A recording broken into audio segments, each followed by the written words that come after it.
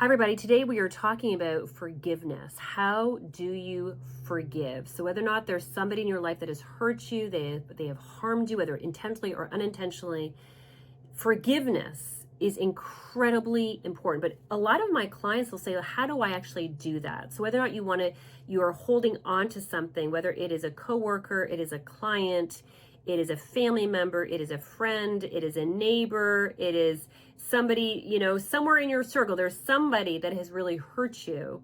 Forgiveness is incredibly important. So if we haven't met, my name is Dr. Karen. I've been doing this work for over 25 years.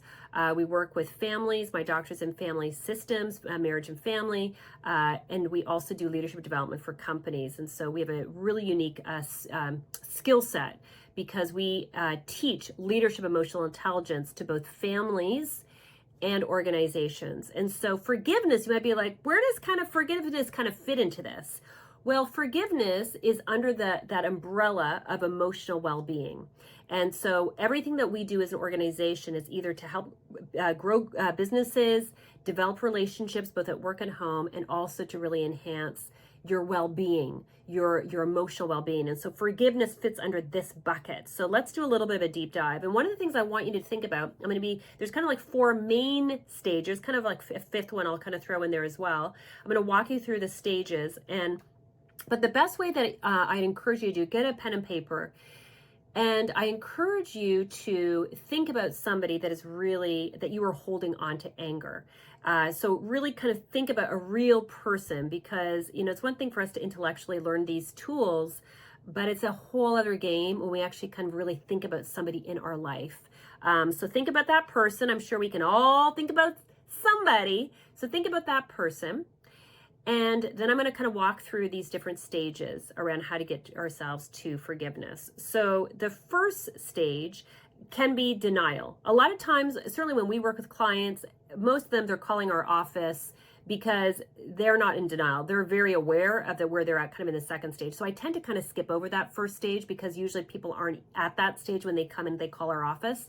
But it is essentially the first stage. Is people that they're not even aware. They're not even aware. Their self-awareness is so low that they're not even aware. But you're watching this video because chances are you are aware. And so we're going to kind of move right away to the second stage. But that is denial is that first stage. So the second stage of kind of this process, and think of this as a continuum. Okay, this is kind of a continuum. We're going to go through the stages.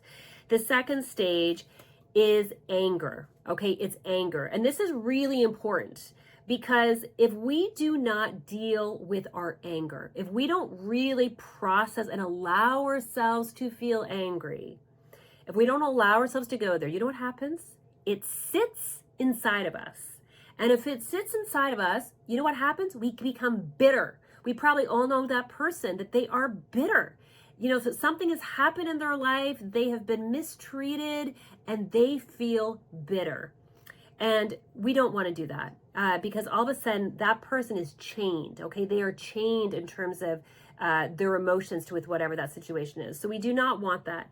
Anger, by the way, is a lot of people, it's interesting, as both a therapist and as an executive coach, I see this, that a lot of times people think that feeling angry is a bad thing. Your emotions are not bad. Your anger is not bad. Your anger is simply your human response, that the fact that somebody has overstepped a boundary.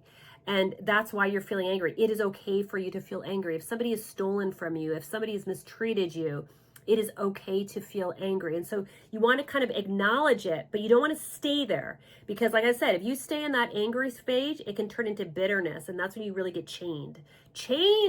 Okay, so all of a sudden now you're really paying the price for your whole lifetime, or for a long period of your life. So, but that is kind of the second stage. And again, this is all part of that umbrella of what's called emotion management, which is also under that bigger umbrella called leadership emotional intelligence. So if you have not received our scorecard, I encourage you to get it. It's free. So just below, write wellness, and somebody from my team will actually send that to you. And it's our scorecard to help you really develop your leadership in all parts of your life, one of them including being your stress and emotion management. That's the umbrella that we're kind of working under right now. And it's really, really great for you to become more aware of how you're doing on those kind of skills. Okay, so back to our model. So the first stage is kind of denial. Okay, second stage is in terms of anger. Third stage is actually allowing yourself to feel sad. And I have a lot of clients when they're they want to get to forgiveness. They know it's good for them. They know it's important, but they just don't know how to do it. You just want to allow yourself, visualize yourself kind of walking through the different stages.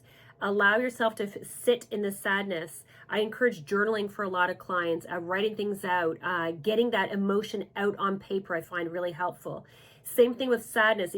Think of it like there's a finite amount of these emotions. It's like a little jar of feelings, I call it. There's a finite amount of emotions. So once we kind of allow ourselves to process all those emotions, we kind of naturally start moving into the next stage. And so when we've kind of allowed ourselves to feel angry in a healthy way, and then we allow ourselves to feel sad in a healthy way, all of a sudden you'll start feeling this release. So it's healthy to feel angry. It is healthy to feel sad. This is a natural response to something that has happened, okay? So it's healthy. Once you kind of get yourself through the sadness, then the next stage is acceptance.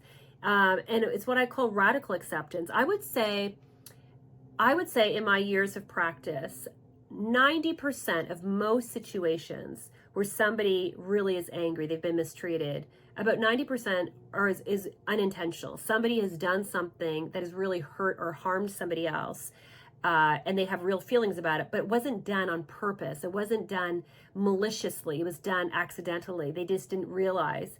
And then about 10% it's intentional. It's malicious. And so, clients will often say, but Karen, is it the same steps if it's intentional or unintentional? And I would say, yes, it is the same. It's harder to get yourself to forgiveness if it was an intentional harm, for sure. But the same process actually works. So the third stage, the fourth stage is in terms of acceptance and realizing just to accept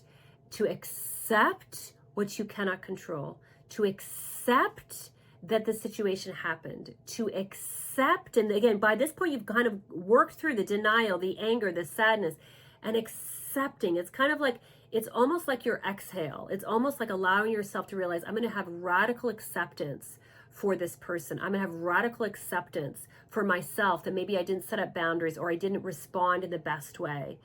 It's really allowing yourself to accept the past. Okay, so the acceptance is a really big thing. And just to be clear, when we're going through all these stages, it does not excuse the person's behavior.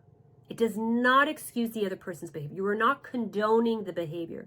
You are simply acknowledging and realizing and allowing what you're dealing with your own emotional management, your own emotionals on the internal.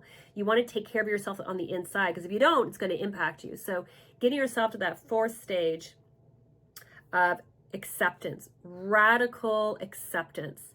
And then once you get there and you're kind of, you're exhaling, then now is a place of forgiveness. So what is forgiveness? Forgiveness is letting it go. Forgiveness is no longer being chained. Forgiveness is really being able to kind of see this as part of your story in your past that does not define who you are in the present. Forgiving, and the forgiveness, by the way, a lot of times, depending on the situation, the forgiveness needs to be twofold. Forgiving the other person for what they have done, and it's also forgiving yourself for what you possibly could have been doing different.